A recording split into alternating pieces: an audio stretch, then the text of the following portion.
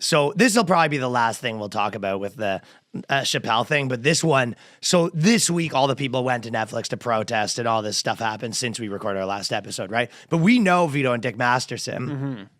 Dick's super funny on Twitter. Oh, Dick's a Twitter. And those guys He's are a real Twitter go. The only thing that sucks for him is he always gets his account. He gets nude. deleted every So it's like every he, week. like the moment he starts like flirting with goat status is just like gone, and then you gotta go find him. And then like he basically goes and he like goes to the top of like a mountain and goes, ooh, and then all his like friends start tweeting. They go, yo, Dick's back on. Like, and then so you don't find he's even back on for 2 weeks. So these guys went to the Netflix protest with the sign that says we like jokes and we like Dave, right?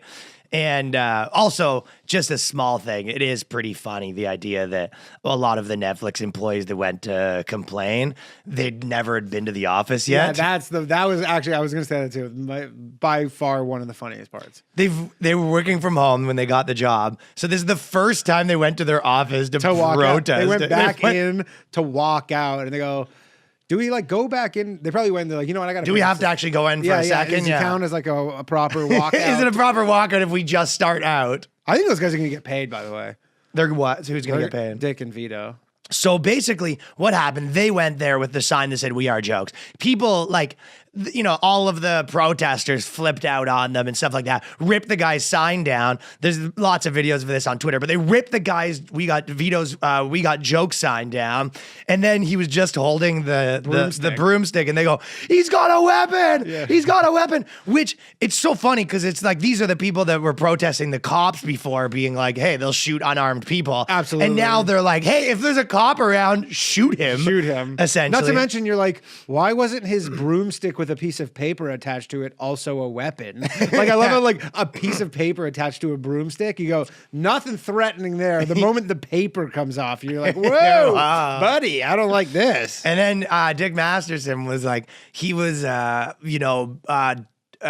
protest with his sign, and then they came up and tried to steal his sign, and then a guy pushed him, and his head got slammed into like some concrete. Yeah, some concrete right? planter thing. And it was like, dude, it was a guy who works as a writer for Netflix.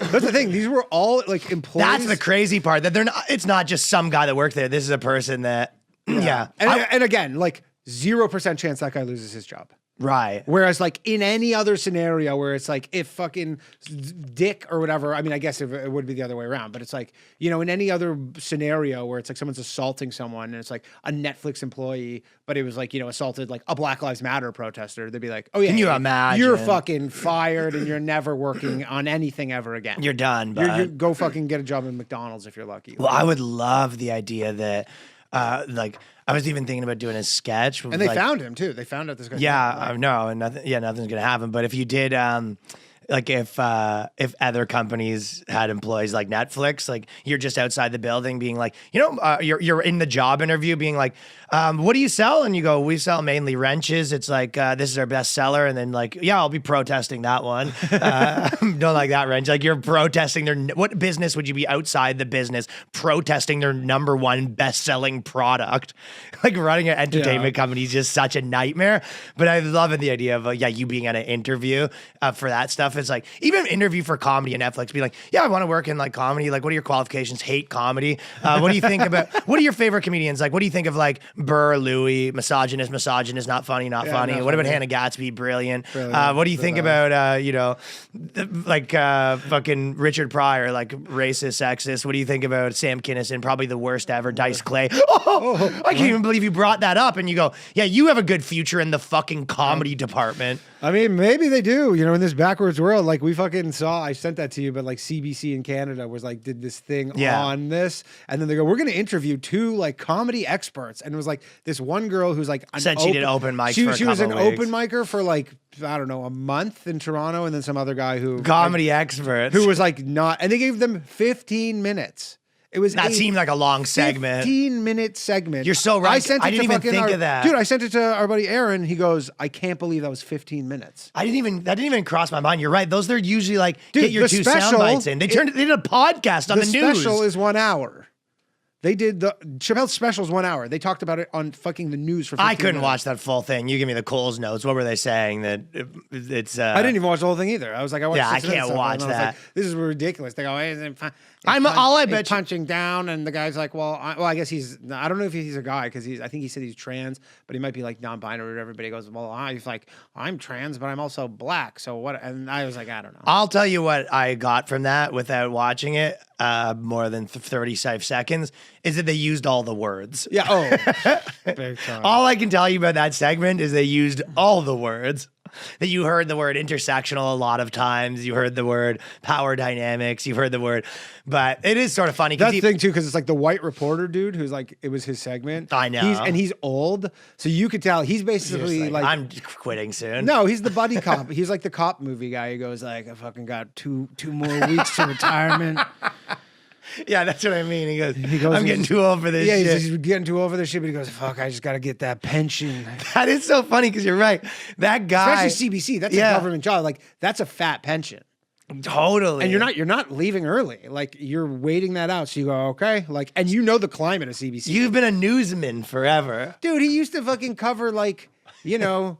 like the fucking CNE and shit, and just like real Canadiana bullshit. Yeah. The tragically hip guy has cancer. That's like a big deal. Yeah, or whatever. Like Brian Mulrooney or whatever. And now he finds himself, he's like, I'm on a panel with like 2 trans people telling me why like this comedy special was bad news. And yeah, blah, he blah, probably blah. was like covering fucking like, oh, the kids in the hall, and they're this new group, the kids in the hall, is like in the fucking 80s. It's a funny TV show. Funny TV show. How do you guys think of your ideas? Yeah, right? Basically. Yeah, you're right. They have a new ride at the exhibition fair. Yeah. He goes, this year at the fair, they have bacon donuts. Right.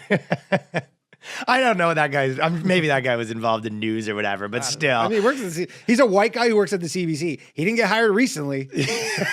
I'll tell you that much.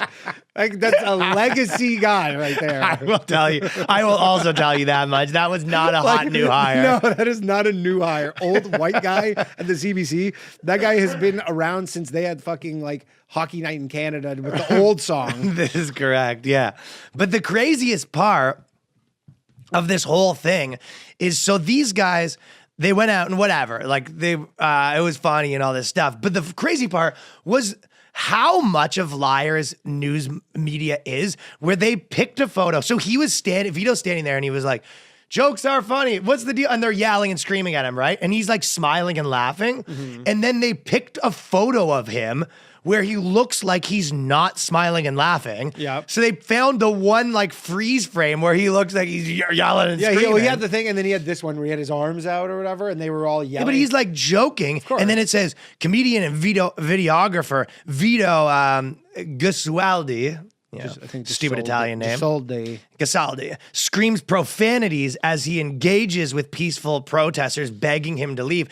And then there's like 4 other places that like ran all this stuff. It was on the Associated Press. Well, Associated Press are the ones who they're like the source of it. They distribute it to everybody, who then runs with. Yeah, I know. It's like if you want extra stories. Basically, right? If you want extra stories, and then you pay them for it, but you use their captioning, and then it turns out.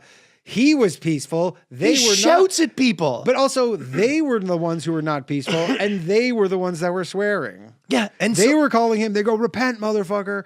Repent was amazing. And then they were like, "Dude, remember that one lady after they break his sign or whatever?" Then this lady comes up and she's like basically touching him.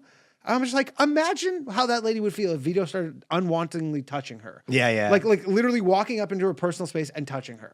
She would fucking have the conniption of all time. And yeah, obviously there's going to be all that like hypocrisy stuff, and you go, okay, whatever. We are all understand like who's allowed to protest and who's not and whatever, right? Which groups have the special treatment and whatever. But for the fucking like news media to imagine being the person sifting through a photo of some guy laughing to find the one still frame where he doesn't, and at no point being like, we might be pushing ethics here a little bit. Ethics? In the news? Ethics. Everybody watching this is like, what is Ryan talking about with ethics in the news right now? They don't have any ethics. Well, but it's been years since that's their thing. Is like they pick the fucking most salacious photo with the most salacious title. That's what makes the money. And you don't know. It could be some fucking purple-haired chick who like is doing the photo, and she goes like, "Here's one for us." Like I'm a soldier. Yeah. She's like, "Yeah, I work for the Associated Press, but I'm a fucking soldier in this war." And I'm like, it was crazy. I mean, again, it's like I wonder if like.